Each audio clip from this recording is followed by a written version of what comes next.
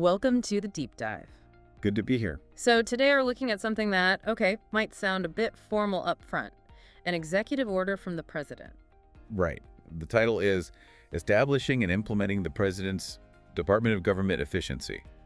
Yeah, not exactly clickbait, maybe, but it's actually kind of a backstage pass to how the government's trying to, tune up its tech. Exactly. And when you see an order focusing on efficiency through tech and software, it really makes you think about what's actually happening, under the hood with government systems. And what the effects could be, yeah. Oh. It's easy for eyes to glaze over at federal technology, but this isn't abstract stuff. It's about the websites you use, the online services, all those digital ways you interact with the government. Ideally, they should make life easier, right? That's the goal. Yeah. And this order seems aimed right at smoothing those things out. Okay, so let's start unpacking it. The why seems like the place to begin. Yeah. Section 1 is pretty direct. It states the purpose right away. Implement the President's DOGE Agenda. The DOGE, okay. Right, the Department of Government Efficiency Agenda. And the core mission is, modernizing federal tech and software. To boost efficiency and productivity. Makes sense. It's a very clear signal that tech is seen as, the key lever for a more effective government.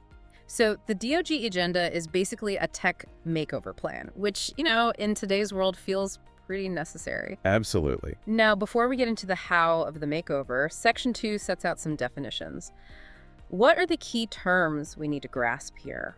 Well, the definitions kind of draw the lines. Agency is defined really broadly. It basically covers most government agencies based on Title V of the U.S. Code. Okay, so pretty much everyone. Almost. There's a notable exception. The Executive Office of the President itself. It's excluded. Oh, interesting. So the modernization push applies widely, but maybe slightly differently at the very top. That seems to be the implication, yeah. And who's actually in charge at these agencies for implementing this? That's the agency head.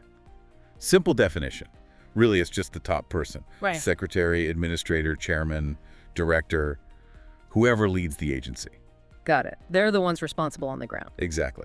Okay, so that sets the stage. Section 3 then gets into the actual structure, this DOGE structure. Sounds like they're building a specific framework. They are. First big thing, the United States Digital Service, which already existed, right? Yeah. That team focused on improving government digital stuff. Yeah, USDS. Well, it's being renamed the United States DOGE Service. Yeah. Still USDS, conveniently. But the key change is where it sits. Where's that? Right within the Executive Office of the President. Okay. So moving the digital innovation team closer to the center of power, basically. You could definitely see it that way, giving it more prominence. So the existing digital experts get a new name and a more central spot. What else is part of this structure? Then there's this thing called the U.S. DOGE Service Temporary Organization. Yeah, set up under a specific code section that allows for these short-term government bodies.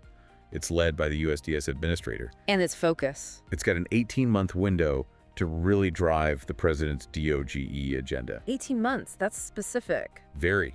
And there's a hard deadline. July 4th, 2026.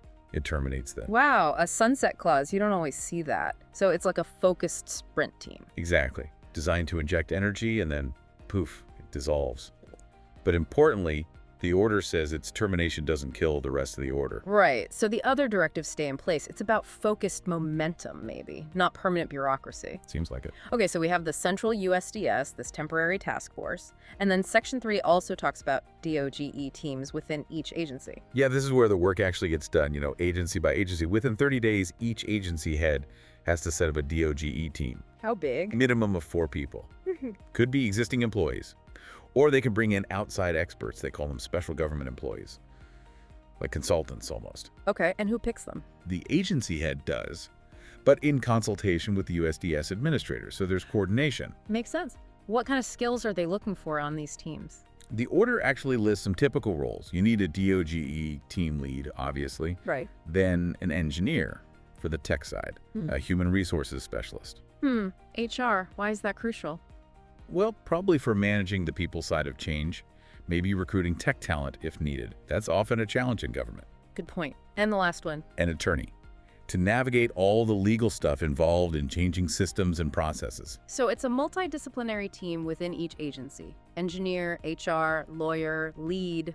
Pretty comprehensive skill set for each team, yeah. They're trying to embed the necessary expertise locally. And these team leads, they talk back to the main USDS and advise their own bosses, the agency heads. That's the idea.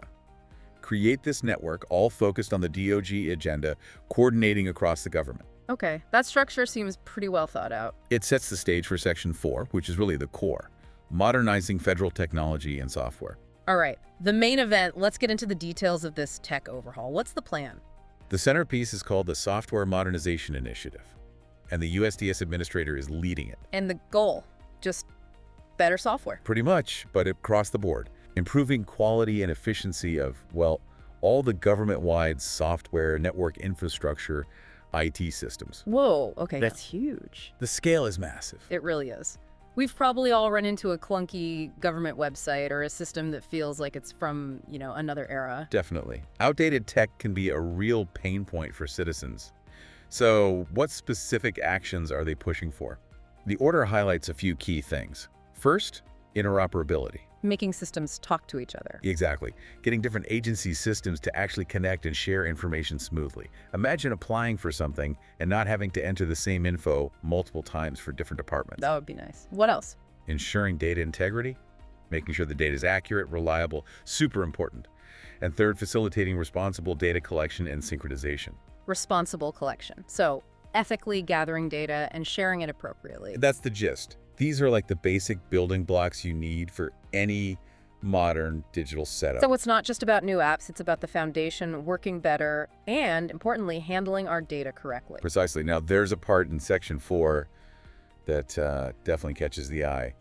It's about access. Access to what? Agency heads have to give USDS full and prompt access to unclassified records, software, and IT systems. Full and prompt access. Okay. Now, they had to do it while respecting data protection standards, that's noted. But here's the kicker. Yeah. There's a clause saying this executive order can potentially override previous executive orders or regulations if they get in the way of USDS getting that access. Override previous orders? Seriously? As long as those prior orders are the kind the president can amend. But yeah, it signals they really want to remove any bureaucratic hurdles. Wow. That's a strong statement of intent. It shows they're serious. Very serious. It does make you wonder, though, about potential conflicts. You know, existing rules, agency turf. Yeah, balancing modernization speed with established procedures, that's a tricky line. Definitely. Okay, so that brings us to the last main part, Section 5. It's labeled General Provisions. Kind of the standard legal cleanup, but still important. What does it cover? First, it clarifies this order doesn't reduce the legal authority of departments or agencies or mess with the Office of Management and Budget's role in budgets and legislation. So it's narrowly focused on the tech modernization mandate. Seems so. Second, it includes the usual disclaimer. Yep. Everything depends on existing laws and, crucially, on Congress actually funding it. Availability of appropriations. Right. No money, no modernization. Pretty much. And finally, maybe most importantly for people listening, it explicitly states this order does not create any new legally enforceable rights or benefits. Meaning, you as a citizen can't sue the government saying, hey, you didn't follow this executive order properly and this website is still terrible. Ah, okay. So it's an internal directive about how the government should operate, not a guarantee of service quality that we can legally enforce. Exactly. It's about improving internal operations with the goal of better services. But the order itself isn't the legal basis for demanding those better services. Got it.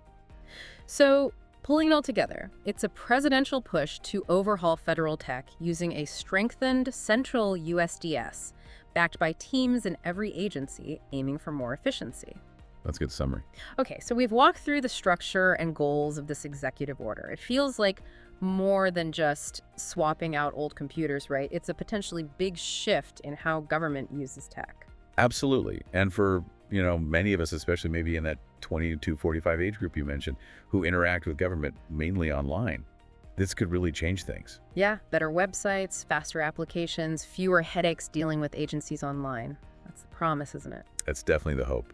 Smoother interactions could make a real difference in people's everyday lives when they need government services. So, thinking about this big top-down push, what are the potential upsides, but also maybe the challenges for us as citizens, but also for the government employees trying to make it happen? That's the big question, isn't it? The potential for better services is huge, but implementing something this ambitious across the entire federal government, Well, it's complex. There will be hurdles. Definitely something to think about. And hey, if you find this interesting, you might want to actually look up the United States Digital Service. See what they've been up to. Good idea. Or just read more about government tech modernization in general. This order is clearly part of a bigger story. For sure. It's an ongoing evolution.